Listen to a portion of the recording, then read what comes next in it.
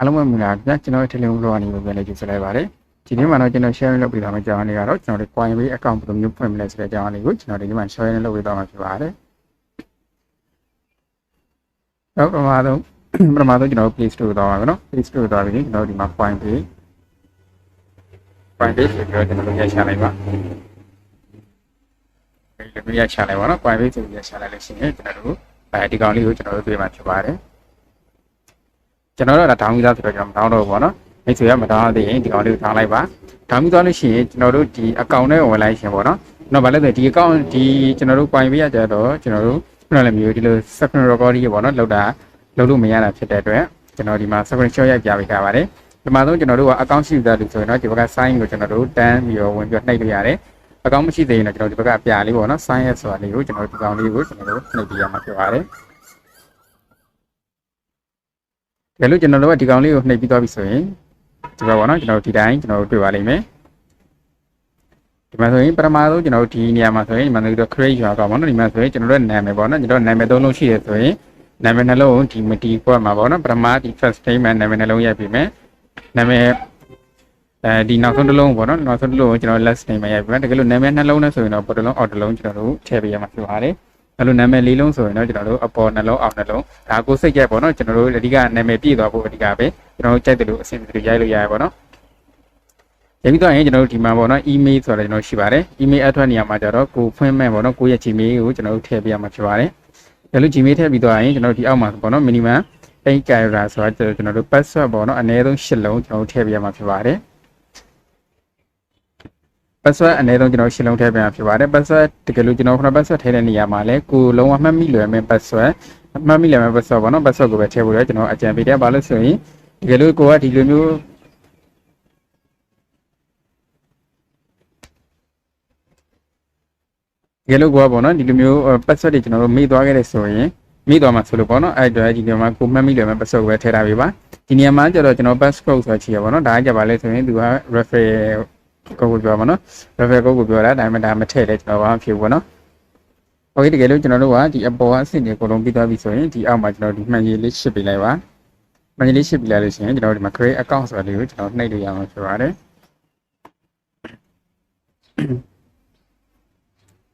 ဒါလို့ကျွန်တော်တို့ကဒီ create account ကိုခဏလိုမျိုး create account ကိုကျွန်တော်တို့ကပြီးသွားပြီဆိုရင်ဒီဘက်မှာပေါ့နော်ကျွန်တော်တို့က verify your email ဆိုတဲ့နေရာလေးကိုကျွန်တော်ရောက်သွားမှာဖြစ်ပါတယ်ဒီကောင်ပြီးသွားရင်ပေါ့နော်ဒီကောင်ပြီးသွားရင်ကျွန်တော်ဒီကောင်လေးတွေ့လိမ့်မယ်ပေါ့နော်ဒါမှမဟုတ်ကျွန်တော်စာထုတ်ပြနေတာပေါ့နော်โอเคဒီလိုမျိုးလေးကျွန်တော်တို့တွေ့လိမ့်မယ်သူကကျွန်တော်တို့ရဲ့ Gmail တဲ့ပေါ့နော် Gmail တဲ့မှာသူကဒီကုတ်နံပါတ်ပေါ့နော်ကုတ်နံပါတ်လေးသူကပို့ပေးလိုက်တယ် verify လုပ်တဲ့ကုတ်နံပါတ်ကိုပို့ပေးလိုက်တယ်အဲ့တော့ကျွန်တော်တို့ကဒီ chat inbox ကနေသွားပြီးတော့ Gmail တဲ့ကိုသွားပြီးတော့ကျွန်တော်တို့ကဒီ Coinbase ပို့တဲ့ message ကိုကြည့်ပြီးတော့ verify လုပ်ပေးလိုက်ပါကျွန်တော်တို့ account ပေါ့နော်ဒီတိုင်းလေးပေါ့နော်ကျွန်တော်တို့ရဲ့ Gmail ထဲမှာဒီမျိုးလေးကျွန်တော်တို့ပေါ်နေပါလိမ့်မယ်ကျွန်တော်တို့အဲ့ဒါကိုverify လုပ်ပေးလိုက်ပေါ့နော် verify လုပ်ပေးလိုက်လို့ရှိရင်ကျွန်တော်တို့ခုန Coinbase တွေကိုကျွန်တော်ပြန်ရောက်သွားမှာဖြစ်ပါတယ်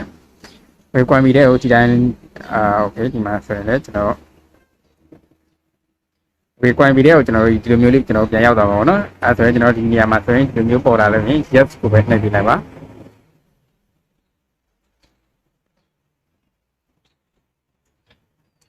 ကျွန်တော်အဲ့လိုမျိုးပေါ်လာရင် yes ကိုပဲနှိပ်ပေးလိုက်ပါနော် yes ကိုနှိပ်ပြီးသွားရင်သူကဒီနေရာမှာဆိုရင်ကျွန်တော်တို့ဘာရှိလဲဆိုရင်ဒီနေရာမှာဆိုရင်ကျွန်တော်တို့ account ပေါ့နော် social your account ဆိုတာကြတော့တကယ်လို့ဒါကိုယ့်ရဲ့ account တကယ်ဟုတ်မဟုတ်ပေါ့နော်ဟုတ်မဟုတ်သူကနေပြီးတော့မှ account ကို confirm လုပ်ခိုင်းတာပေါ့နော်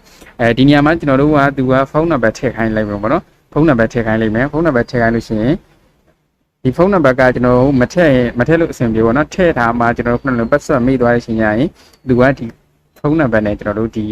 account ကိုပြန်ပြီးတော့ယူလို့ရမှာဖြစ်ပါတယ်ဒီမှာပေါ့နော်ဒီမှာဆိုရင်ကိုယ့်ရဲ့ဖုန်းနံပါတ်ကိုကျွန်တော်တို့ထည့်ပေးရမှာပဲဒီမှာဆိုရင်ကိုယ့်ရဲ့ဖုန်းနံပါတ်ကိုထည့်ပေးပါထည့်ပြီးတော့ရင်ကျွန်တော်တို့ဒီမှာ continue ဆက်နေပေါ့နော် continue နှိပ်လိုက်လို့ရှိရင်ကျွန်တော်တို့က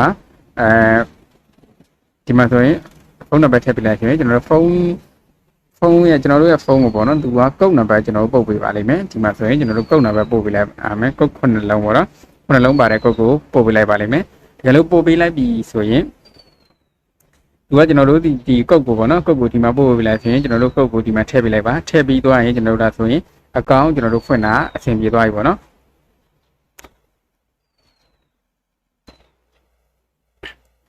โอ ခုနလိုမျိုးကျွန်တော်ရှေ့မှာပြောခဲ့တိုင်းလေးကျွန်တော်လုပ်ခဲ့လို့ရှိရင်အကောင့်ဖွင့်တာအဆင်ပြေတာရင်ကျွန်တော်တို့ပထမဆုံးဒီလိုမျိုးလေးကျွန်တော်တို့ရောက်သွားလိမ့်မယ်ပေါ့နော်ဒီလိုမျိုးလေးကျွန်တော်တို့အကောင့်တွေကိုရောက်သွားပါလိမ့်မယ်ဒီလိုမျိုးရောက်သွားပြီဆိုရင်ကျွန်တော်တို့ဒီနေရာမှာကျွန်တော်တို့ရဲ့ဒီငွေထွက်တွေပေါ့နော်ကျွန်တော်တို့လက်ခံတဲ့နေရာဒီနေရာမှာကျဒါ receipt ပေါ့နော်ဒါကကျွန်တော်တို့ကတခြားလူတွေကျွန်တော်ပြန်ရောင်းမယ်ဆိုရင်ကျွန်တော်တို့ကဒီစန့်နေပြီးတော့ကျွန်တော်တို့ပြန်ရောင်းပေးရမှာဖြစ်ပါတယ်ကိုရဲ့ကျွန်တော်တို့ကိုကဒီအကောင့်ထဲမှာပေါ့နော်ကိုဒေါ်လာ$ရှိတယ်ဆိုတာသိချင်ဆိုရင်တော့ကျွန်တော်တို့ဒီမှာဆိုရင်access ဆိုရှိရပါတော့ my access ဆိုတာလေးကိုကျွန်တော်နှိပ်ပြရပါမယ် okay ဒါဆိုရင်ဒါကျွန်တော်တို့မှာပေါ့နော်ဘယ်လောက်ဒေါ်လာရှိလဲဆိုတာကိုဒီမှာလာပြတာဖြစ်ပါတယ်ဒီမှာကျွန်တော် MNK နဲ့ထားရတယ်ကျွန်တော်မြန်မာငွေပေါ့နော်ကိုကခဏမြန်ဒေါ်လာနဲ့မသိချင်ဘူးမြန်မာငွေဘယ်လောက်ရှိလဲသိချင်တယ်ဆိုရင်လည်းနောက်setting နဲ့ကနေပြီးတော့မြန်မာငွေရှင်းလို့ရပါတယ်ဒီမှာဆိုရင်ကျွန်တော်တင်ပေးထားတဲ့ gain နေရာပေါ့နော်ကျွန်တော်စော့တဲ့ဟုတ်တာ Bitcoin ပေါ့နော် Bitcoin ဒီမှာဆိုရင်ကျွန်တော်ဒီမှာဆိုရင်$2ရှိပါတယ်โอเคတကယ်လို့ကျွန်တော်ကဒီမှာဆိုရင်$2ဒေါ်လာနဲ့မကြည့်ချင်ဘူးမြန်မာငွေနဲ့ကြည့်ချင်တယ်ဆိုရင်လည်းတော့ဒီမှာဆိုရင်ဒီဘက်ကဒီအပြောက်လေး3ပြောက်ပေါ့နော်အပြောက်လေး3ပြောက်ကိုကျွန်တော်တို့တွားပြလိုက်ပါတွားပြီးရင်ဒီမှာ profile and setting ဆိုပြီးကျွန်တော်ရှိပါတယ်အဲ့ဒါကိုနှိပ်ပြလိုက်ပေါ့နော်နှိပ်ပြီးလိုက်လို့ရှိရင်ဒီမှာဆိုရင်သူကnative currency ဆိုပြီးကျွန်တော်ရှိတယ်ဒီအဲ့ဒီကောင်လေးကိုကျွန်တော်တို့ကနှိပ်ပြရမှာဖြစ်ပါတယ်ဝိဒါဆိုကျွန်တော်နှိပ်ပြလိုက်ပြီနှိပ်ပြီးဆိုရင်ဒီအပေါ်ကျွန်တော် search မှာပေါ့နော်ဒီ search မှာဆိုရင်ကျွန်တော်တို့ကMNK ဆိုပြီးကျွန်တော်ရိုက်လိုက်ပါတော့ဒါဆိုရင်ဒီမှာမြန်မာကျက်ဆိုပြီးတော့ကျွန်တော်တို့ပေါ်မှာဖြစ်ပါတယ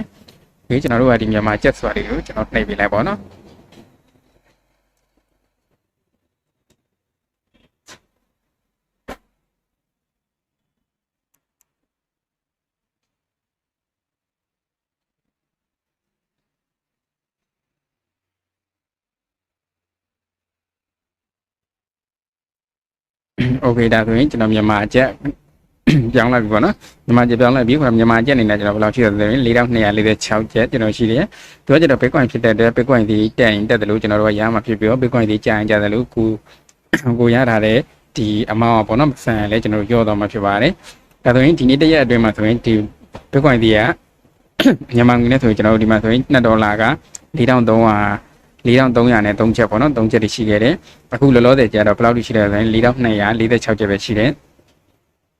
သူကဒါပေါ့နော် Bitcoin ဒီကျွန်တော်တို့အတက်အကျပုံမှာမူတည်ပြီးတော့ကျွန်တော်တို့ပိုင်ဆိုင်တဲ့ဒီဒေါ်လာအမောင်းလည်းကျွန်တော်တို့တိုးလာမယ်ရောရင်လည်းရောလာမယ်ပေါ့နော်တကယ်လို့ဒါကကျတော့သူဒီမှာပြရတယ်ဟုတ်တော့ပေါ့နော်တကယ်လို့ကျွန်တော်တို့အပြင်မှာသွားရောက်လို့ရှိရင်ကျွန်တော်ရဲ့ဒီ$2ကိုကျွန်တော်သွားရောက်လို့ရှိရင်ဘယ်လောက်ရမလဲဆိုရင်$1ကိုအနည်းဆုံးကျွန်တော်$2,900ရပါတယ်$2,900ဖြစ်တဲ့တော့ကျွန်တော်$2ဆိုရင်$9,000နဲ့မှကျွန်တော်400ရမှာဖြစ်ပါတယ်ဒါကကျတော့ဒီမှန်ကျတော့သူကဒီလောက်ပဲပြရပါတော့ဒါပေမဲ့အပြင်မှာလက်ရှိပေါသေးတိုင်းဆိုရင်ဒီကောင်ကကျွန်တော်$9,000နဲ့မှ400ရမှာဖြစ်ပါတယ်โอเคဒါဆိုရင်ကျွန်တော်တို့ကရောင်းလို့ဘယ်လိုသွားရောင်းမလဲပေါ့နော်ရောင်းမယ်ဆိုရင်ကျွန်တော်ဒီဘက် home ကိုနှိပ်လိုက်ပါတော့ home ကိုနှိပ်လိုက်လို့ရှိရင်ကျွန်တော်ဒီ send ဆိုတာလေးကိုကျွန်တော်တို့ကနှိပ်လိုက်ပါ send ဆိုတာနှိပ်လိုက်ပြီဆိုရင်ဒီမှာဆိုရင်ရောင်းမယ်ဟုတ်တာပေါ့နော်ကိုကဒီ Bitcoin ရောင်းမယ်ဆိုရင် Bitcoin ယူပေးပါဒါလည်း Bitcoin မှာနဲ့တခြားကိုဒီ coin တွေရောင်းနေတယ်ဆိုရင်တော့အဲ့ဒါတွေကိုကျွန်တော်နှိပ်ပေးလိုက်ပေါ့နော်ဒါဆိုရင်ကျွန်တော် Bitcoin ကိုကျွန်တော်နှိပ်လိုက်ပြီဆိုရင်ကျွန်တော်ဒီမှာပေါ့နော် receipt လုံးမယ်ကျွန်တော်ရောင်းမဲ့လူရဲ့ကျွန်တော်တို့ email ရော Gmail ကိုကျွန်တော်ထည့်ပြလိုက်ပါကျွန်တော်ကတော့ဒီသူ့ဒီကိုပဲကျွန်တော်ရောင်းနေချပေါ့နော်ရောင်းနေချ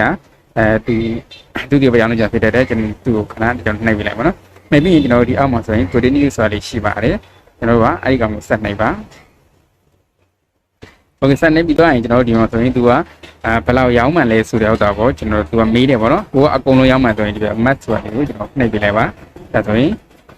ရရပါတော့ဒီမှာ BTC နဲ့ပြရတယ်ဆိုရင် 0.0312 ပေါ့နော်ကျွန်တော်ဒီကောင်ရှောင်းပါဒီလိုမျိုးပေါ့နော်အဲဆိုရင်ပြီးသွားရင်ကျွန်တော်ဒီအောက်မှာပေါ့နော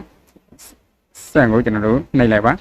ီမျိုးနေရာရောက်ပြီဆိုရင်ဒီမှာစံနာကိုနှိပ်လိုက်ပေါ့နော်စံနာကိုကျွန်တော်နှိပ်ပြလိုက်ပါကျွန်တော်ကတော့ဒါမရောင်းတာဖြစ်တဲ့အတွက်စိုက်ပြီးပြတော့ပေါ့နော်ဒီဒါကတော့ကျွန်တော်တို့ခုနလိုမျိုးဂိမ်းဆော့ပြီးတော့ကျွန်တော်တို့ဒီ Coinbase account နဲ့ကျွန်တော်တို့ပတ်စံထုတ်ဖို့လိုတယ် Coinbase account ဘယ်လိုမျိုးဖွင့်ရလဲပြီးတော့ရောင်းတာပေါ့နော်ဘယ်လိုမျိုးရောင်းလို့ရမလဲဆိုတာလေးကိုကျွန်တော်ပြပြခဲ့တာပါဘယ်လိုဒီဝယ်တဲ့လူတွေရဲ့ကိုယ်ဒီမှာရောင်းလို့ရတဲ့အမောင့်ရှိသွားတယ်ပေါ့နော်ရောင်းချင်းပြီဆိုရင်ဝယ်တဲ့လူရဲ့ဒီ links ပေါ့နော်သိချင်တယ်ဆိုရင်ကျွန်တော်ကိုလာမိလို့ရပါတယ်အားလုံးကျေးဇူးတင်ပါတယ်